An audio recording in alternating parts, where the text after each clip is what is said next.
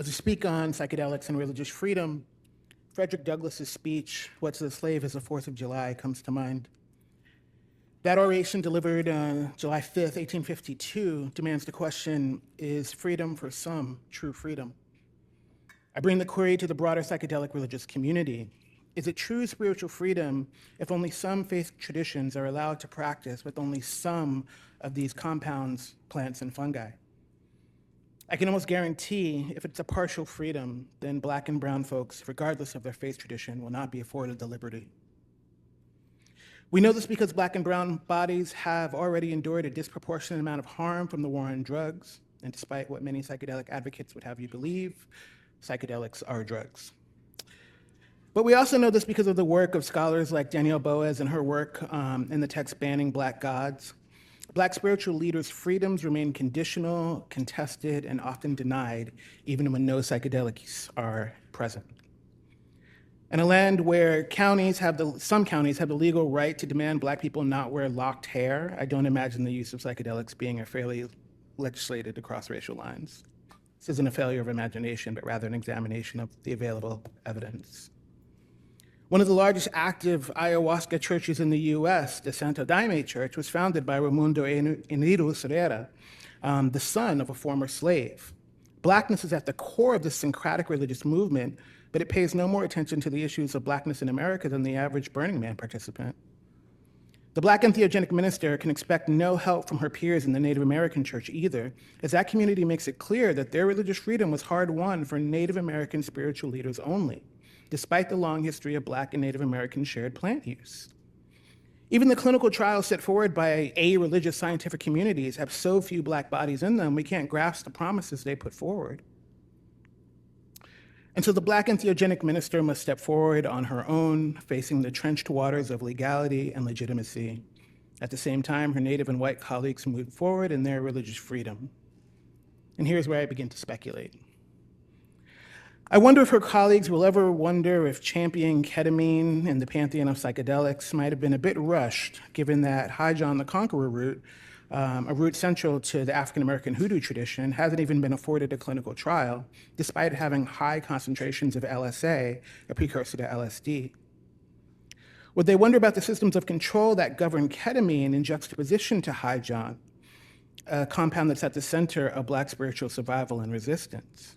Ketamine must be manufactured and hence is more easily regulated, but like morning glory seeds and San Pedro cactus, High John the Conqueror root is readily available and the LSA is easily extractable, making it much harder to police.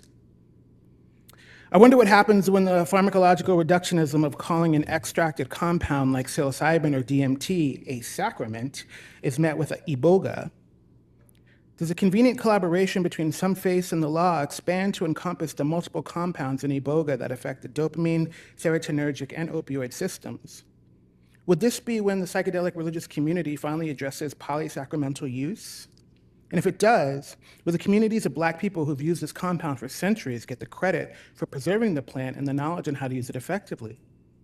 Here I'm in complete agreement with the previous presenter, Dr. Cole Turner. I don't know where you are. The notions of a specific compound being a sacrament are as ridiculous as naming one flower sacred over any other.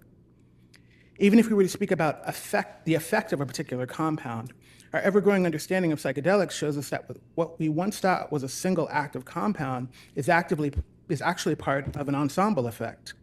Think about mushrooms containing not only psilocybin, but also psilocin, originacine, MAOIs, and other compounds. In a time when Black luminaries like Candace Oglesby, who presented at this conference, I think it was last year, are stepping away from this movement, partially because of its performative allyship, it's important to understand what happens to the psychedelic movement when it loses the Black vote. Sorry to tell you this, but nothing is cool in the US until Black people do it. It's true, check the record. I didn't make it up. I'd like to thank my colleagues, Dr. Kamal, Reverend Priest, and Dr. Felix Romero, and others who've mentioned the real and systematic impact that the war on drugs has played not only on Black bodies, but on how we approach legislation and the theological framings of these compounds. I think Jay too just mentioned it. Such statements are expected coming from this body. Still, when a Southern minister, a Palestinian theologian, and a Latina ceremony holder mention my community, I have a hope that sadly the broader psychedelic community does not offer. The Black body is where European, African, and Native American plant medicine traditions meet. As a search for novel compounds and historical written texts about these things continue, the largely unwritten yet fully relied upon rich history of Black plant medicine goes unseen and disregarded by the psychedelic community. As Yvonne Chirot points out in her pivotal book, Black Magic, root work, hoodoo, and conjure traditions offer not only succor to African Americans, but also the possible polytheistic syncretic framework that could push legal and theological conventions around healing writ large, and in specific cases with psychedelia. I am against the ad fontes, or the notion of going back to the source, as classicists like to use the term, as it doesn't reflect the nature of a living religion. Instead, I encourage us to embrace the evergreen nature of our faith traditions, which morph and change given the situations they are in. We can give respect to the past without trying to ape it. Regardless of the faith tradition, the Black body is going to have a different life of faith in the US than the non-Black body. Remember, we did not ask for our own churches in this country. Every single Christian denomination that had churches in the US at the time of emancipation elected to have Black versions as opposed to integrate their churches. And yet those of faith and political courage are able to see that the plight of the African American in this country is a reflection of the health of our country's religious freedom. This is why in 1965, when Dr. King led his march on Selma, he was accompanied by rabbis, Methodists, Episcopalians, Catholics, Quakers, Presbyterians, Unitarian Universalists, and Greek Orthodox priests. Why did such an eclectic group join? Perhaps it's because they knew in their hearts what's hard for most Americans to acknowledge. When Black people win, we all win. Thank you.